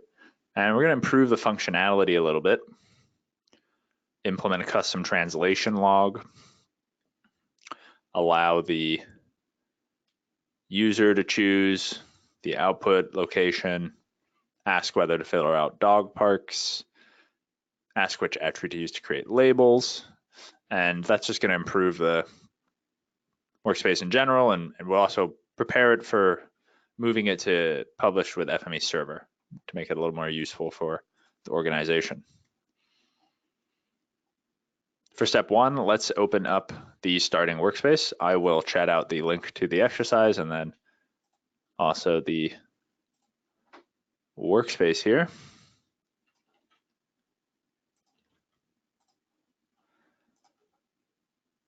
So let's go ahead and open that up. That will be under Workspaces, Desktop Advanced, Parameters, Exercise 3, Begin.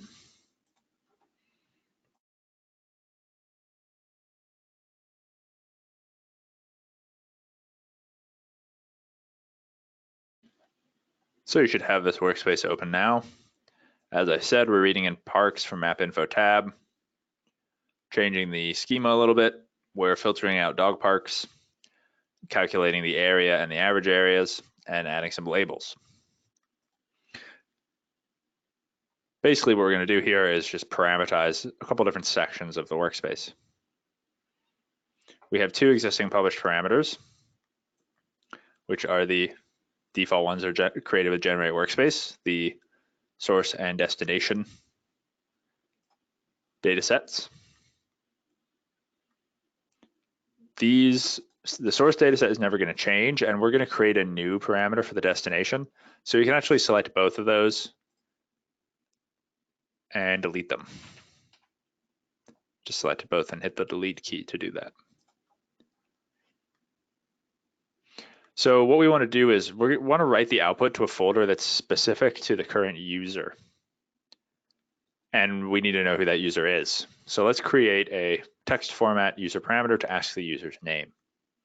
Right click on Publish Parameters and click Create User Parameter. We will use type text. For the name, we will use a username. For the prompt, enter your name. Attribute assignment, we're going to turn to off. We don't want to allow them to assign their name using an attribute. That doesn't really make any sense.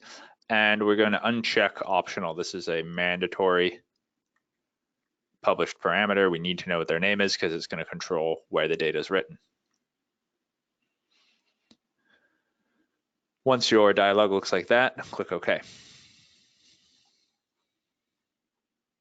There's a couple different ways we could implement the requirements, but we're going to do one that uses sharing user parameters. So let's create a new parameter of type folder output. So right-click Publish Parameters, create new user parameter. And for type, we're going to choose folder output. You can see there's folder existing and folder output. Existing just opens up a browser and requires you to select an existing folder, whereas output allows you to put in a new one, a new path. For a name, we will call it output folder. For prompt, you can type in enter folder. We're going to uncheck both published and optional. So this is a mandatory private parameter. So the user is actually not going to see this. We're just going to use it in our workspace. Attribute assignment, we're going to turn off. And then for value, you can click the ellipses button, and since we're working with a folder here, it's going to give us a file explorer to browse. And we'd like to pick FME data 2019 /output/training, and then hit select folder. So you should have a mandatory private parameter called output folder of type folder output. The prompt is enter folder. The value is the training folder. And then click OK.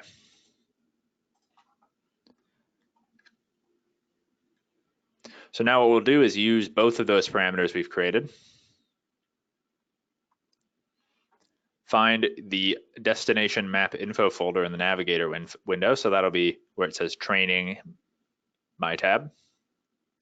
And it's the first parameter there. So double click that. You can see it's currently set to just the output training folder. But what we'd like to do now is we're going to embed two different user parameters here to set the destination folder. So to do that, you can manually enter into the dialog. Let's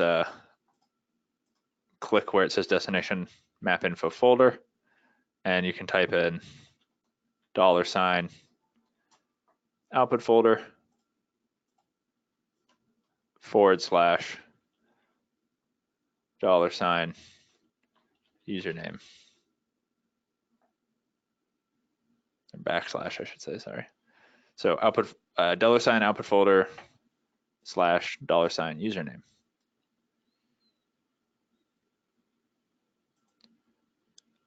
You can also use the text editor to do that if you prefer. And you can sort of click to add these, but I just typed it in. So now when we run the workspace, you'd be prompted to type your name, but then the output data would be written to the output folder with your name appended as a new folder. Of course, there's other ways we could have done that. You could actually set the output folder parameter to include the username in it and then linked it, but you see why in a little bit why we didn't do it that way. So that takes care of the output folder issue. The next task is to check whether dog parks are required in the output. Right now we have this tester transformer, which is testing to see if a feature is a dog park. And if it's not a dog park, it's going to continue to use it in the workspace. If it is a dog park, it's going to just remove it and log it. What we'd like to do here is give the user the option, do you want to filter dog parks? So let's create a user parameter. Right-click user parameters, create user parameter. Text will be type choice. The name will be dog parks. This is going to be published and mandatory, so uncheck optional. The question will be include dog parks. And for configuration, we will do yes and no. Attribute assignment will turn off. Default value will be no. So again, what we're doing here is this is a user parameter with a simple yes, no question. Do you or do you not want to include dog parks in the output? We turned off attribute assignment because we don't want the user to select an attribute here. We need a yes or no answer. So once you have a dialog set up like that, click OK. And now we need to use that published parameter in our workspace somewhere. So in your tester, open that up, double click it. And we'll set a second clause here.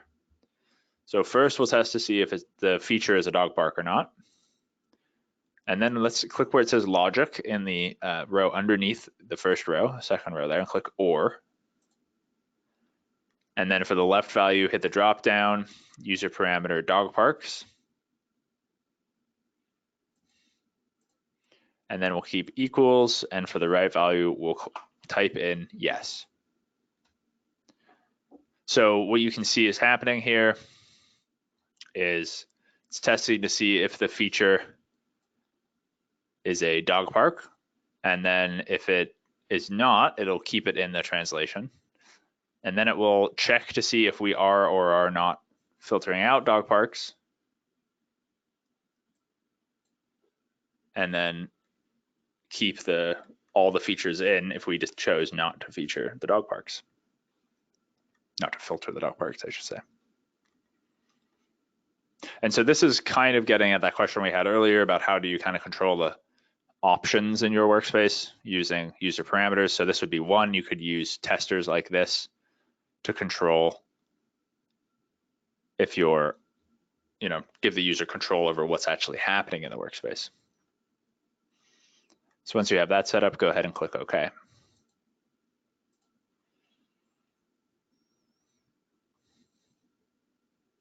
The next task we have is to allow the user to pick which attribute to use for a label.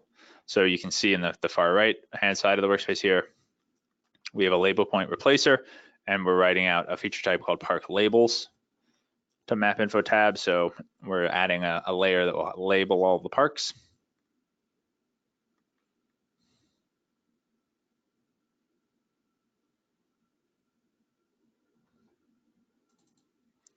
Now what we could do is we could go into the label point replacer where it has label.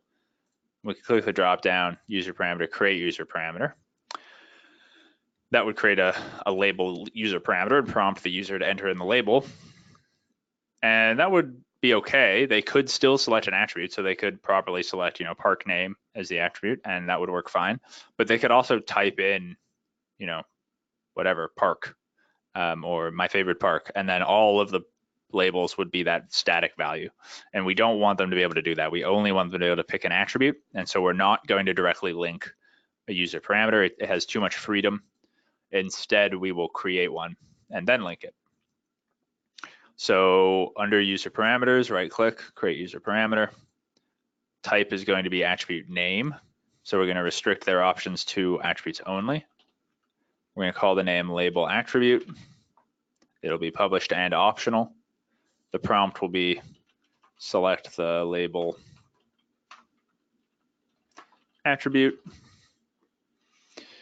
And attribute assignment will be default. Default value we can leave blank.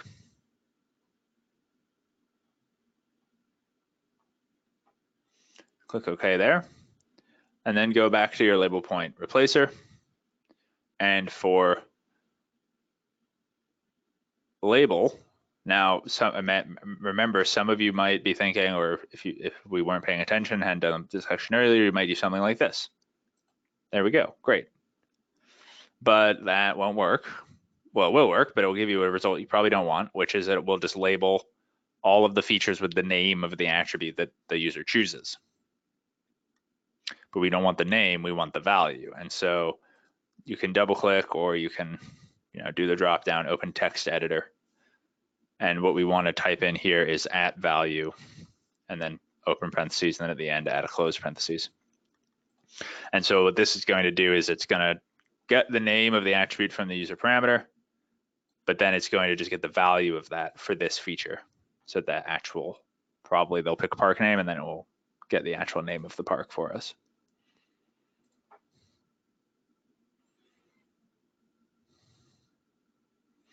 Additionally, because we made that user parameter optional, if no attribute is selected, then no labels are created.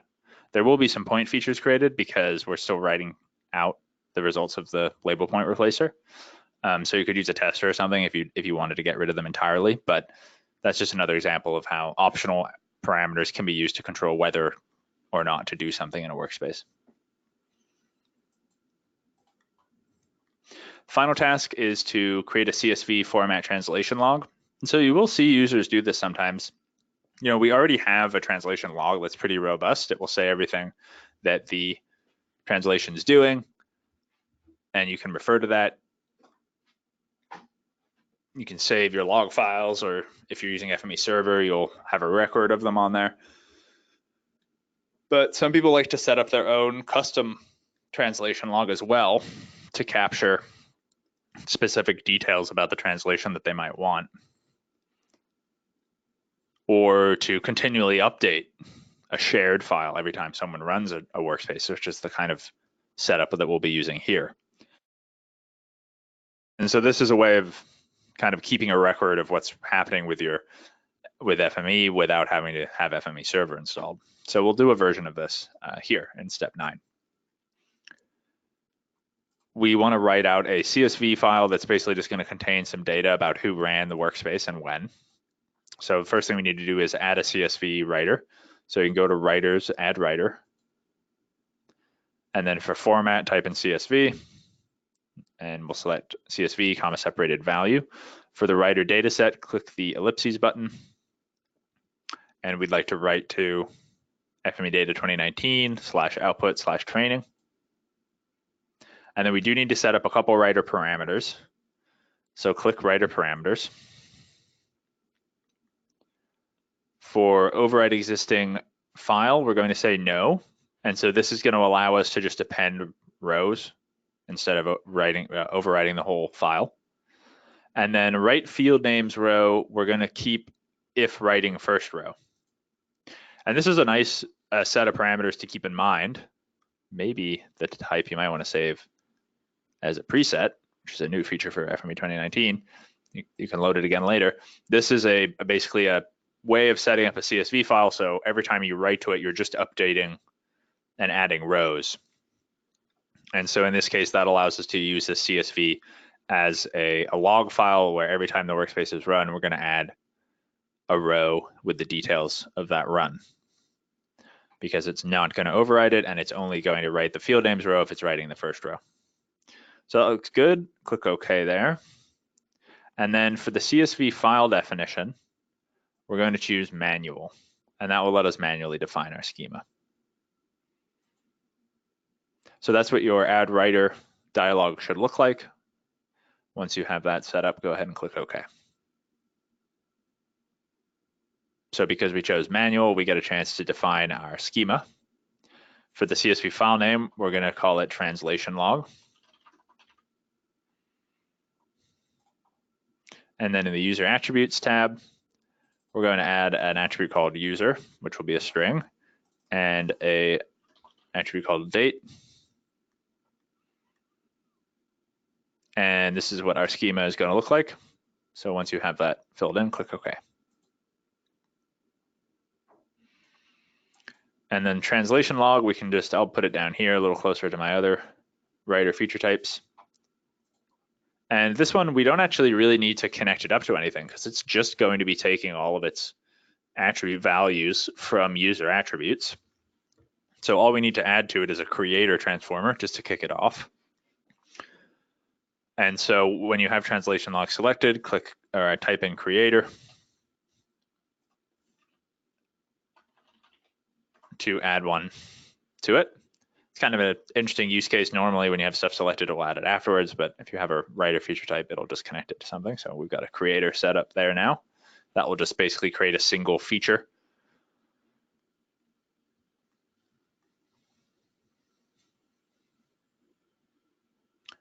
And so now we should set a output location for this log, which will be relative to where the user files are being written. So let's scroll up and locate our CSV writer in our navigator window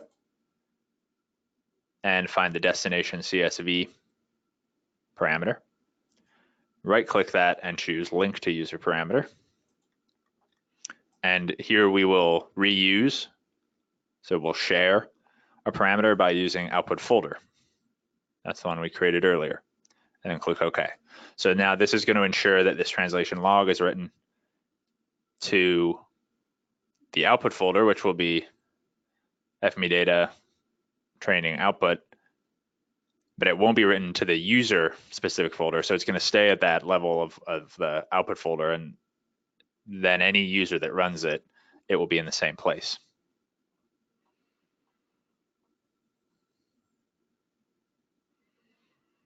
So the very last step here is to provide values for the user and date fields, which we have in our translation log. If you expand that, you see they're not currently getting any values. So let's supply those with some values. For user, right-click user on the translation log writer feature type and click edit value.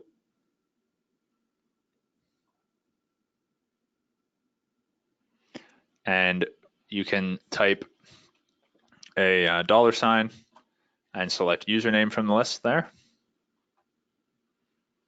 And so now, in addition to using this in the file path for where we're writing the MapInfo file, we're also using it here. So again, that's a shared parameter. So once you have that set up, click OK. And then for the date, we're basically repeating the same step. Right-click date, click edit value. And here you can open up the text editor if you like, or you could just type it in, but we're going to use that @datetime_now function again. So I'm going to click open text editor and find my datetime functions, datetime now, and just double click to add that in and click OK. And again, you could just manually type that in if you remember it, but it's usually a good idea to use the text editor just to make sure you don't make any typos. So once you have that set up, click OK there. And now we have values for both of the attributes in our translation log. I'm going to save my workspace.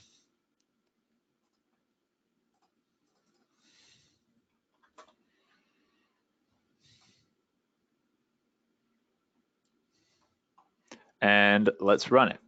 So if we click run, we'll get all of our published parameters will show up. So I'm going to enter my name. I'm going to say, yes, let's include the dog parks. And for the label attribute, I'd like to use the label park name. And I'll click run.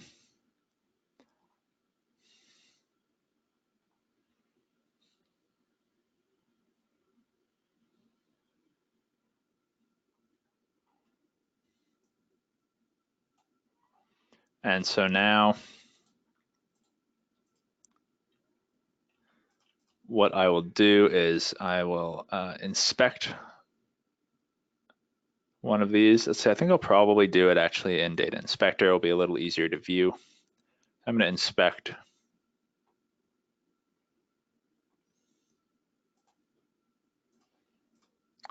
let's see, what am I writing to here? It should be MapInfo tab.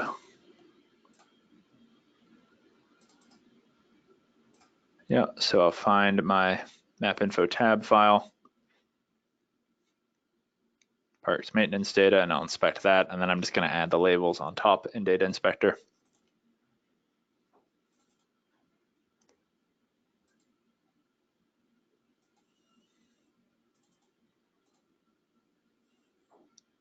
So there I've got my park labels. Zoom in, they're not very big. There you go. We've got I chose park name, and so now you can see we've got park name as the label. If I go to just the training folder here, I should be able to take a look at the translation log. You can open this with OpenOffice, but since it'll be probably the first time you're running it on the machine, you have to click through a bunch of dialogue. So instead, I'm just going to look at it with Notepad++. but you'll see we've got my name is recorded and the time that the translation was run. And then if we do this again, let's just show how you can change these to affect the results. So if I hit run, let's say, no, I don't want to include dog parks this time. And instead of labeling it with the name, I want to label it with the park area. So I'm going to run that again. And then over in Data Inspector, I'll refresh my view. And you'll see now I have areas as the labels, and you might not be able to tell unless you have a dog and you live in Vancouver like me, and now you know that some of the dog parks have been removed. And then if we open up that translation log again, we'll see a new row has been added. So I ran it again a little bit later.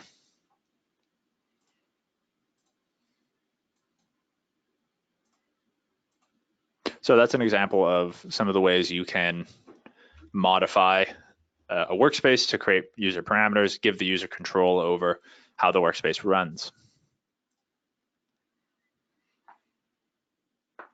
Looks like we did have one person run into an error here. Sounds like the FME wasn't sure what output folder was. So if you see any errors in your workspace where it's saying undefined macro, that might be referring to a missing user parameter. So make sure you check in your user parameters section here that you have the following user parameters. You should have 3 published ones: username, dog parks, and label attribute. And then you should also have 1 private one, output folder. And if you have those set up properly and then also referenced in the right place, that should work for you. For this specific case, if the output folder is the problem, also check your destination MapInfo folder parameter. It should have the value of $output folder / $username. So yeah, there's some troubleshooting for that. It sounds like that person was able to figure that problem out. So that pretty much wraps it up for today. I'll do a little bit of housekeeping. There are a few advanced exercises in this section. So for the previous exercise, there's an advanced exercise to apply some best practices and clean up the workspace a little bit in terms of style. So you can do that one if you like, and you can view the quote unquote answer in the workspaces folder.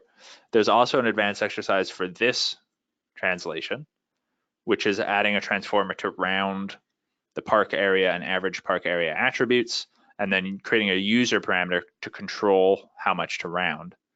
You could set up a choice parameter and give the user a few options. You could do a choice with alias and give them options like a lot, a little, and associate that with a number. Or you could just give them a number parameter and have them enter it in themselves.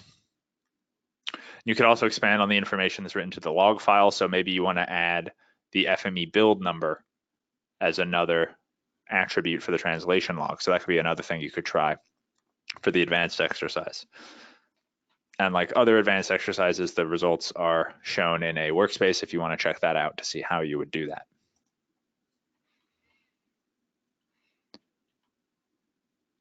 Just do a quick review before we wrap up today. So things that we covered today, we talked about the fact that when you're thinking about parameters, you should distinguish between FME authors and FME users, so people who are creating and editing the workspaces versus those who just run them. And so creating user parameters or published parameters can be a helpful way to give options to a user over how to control the output without them having to know what's going on behind the scenes. User parameters are pretty dynamic. You can, or I guess pretty flexible, I should say. You can define them using a number of different types to control the user input. You can share them and use them in multiple areas of your workspace. You can embed them in other areas to construct concatenated or more complex versions. And they can be published or private. And if you want the user to have input, you can make them published. And if you want to just be using them yourself to, for example, use the same value multiple places in a workspace, but only have to change it in one place, then you can use private parameters.